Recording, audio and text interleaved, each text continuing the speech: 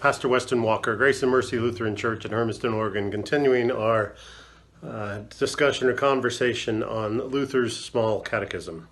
One thing I didn't mention yesterday is where you can find a copy of the Small Catechism.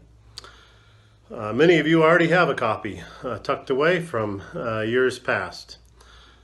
If you don't have one, you can easily find one online by searching Luther's Small Catechism. There are many editions available online. Or if you have a copy of Evangelical Lutheran Worship, our ELCA's hymnal, at the back of it there is a copy of Luther's Small Catechism. So we begin today looking at the first section. Luther begins with the Ten Commandments. The word is not really commandments in the Old Testament. It's words. These are 10 words or 10 sayings. Many of us are more familiar with Greek. The Greek word for this is the Decalogue.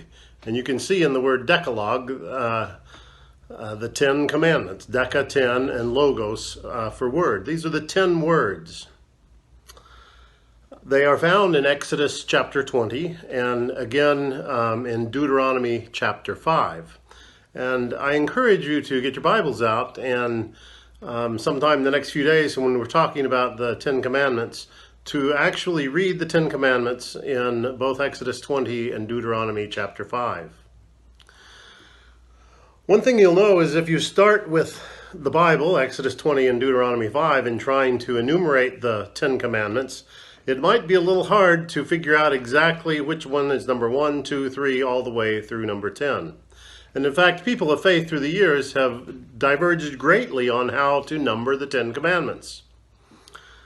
The Jewish way, according to the Talmud, of numbering the 10 Commandments, the first commandment is, I am the Lord your God, which in most Christian and Protestant editions of the 10 Commandments is not one of the 10 Commandments, but that's the first of the 10 Commandments, or the 10 words, in the Jewish way of thinking. And I think that's important for how we see and read and understand the 10 Commandments. We'll talk more about that later. Another question about the 10 Commandments is how relevant or applicable are the 10 Commandments for Christians today? This particularly comes to focus on the commandment about the Sabbath. Are Christians enjoined to keep the Sabbath according to the rules we find in the Old Testament for keeping the Sabbath?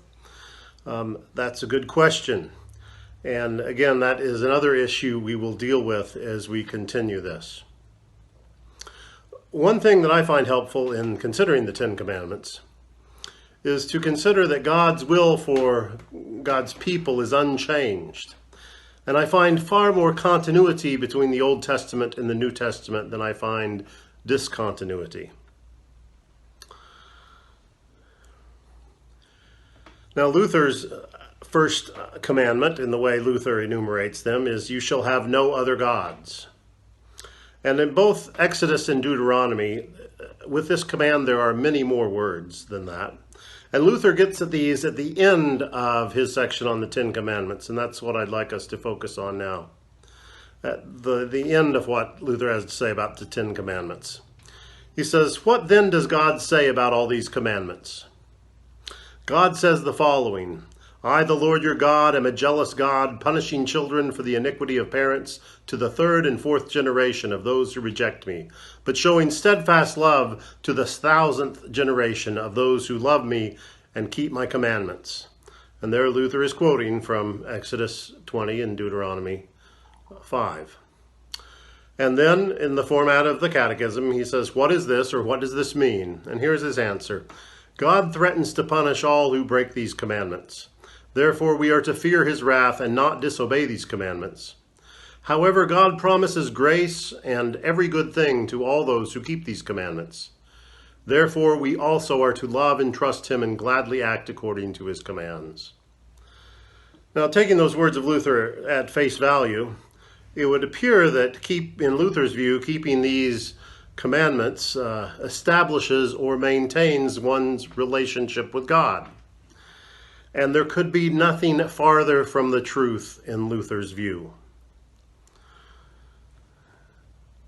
Yet, Luther rightly says we are to keep them. And the reason is the way the Ten Commandments begin. I am the Lord your God who brought you up out of the land of Egypt. I'm the God who saved you. And how do we respond to a God who saves us? And that is what these 10 commandments, these 10 words, are about.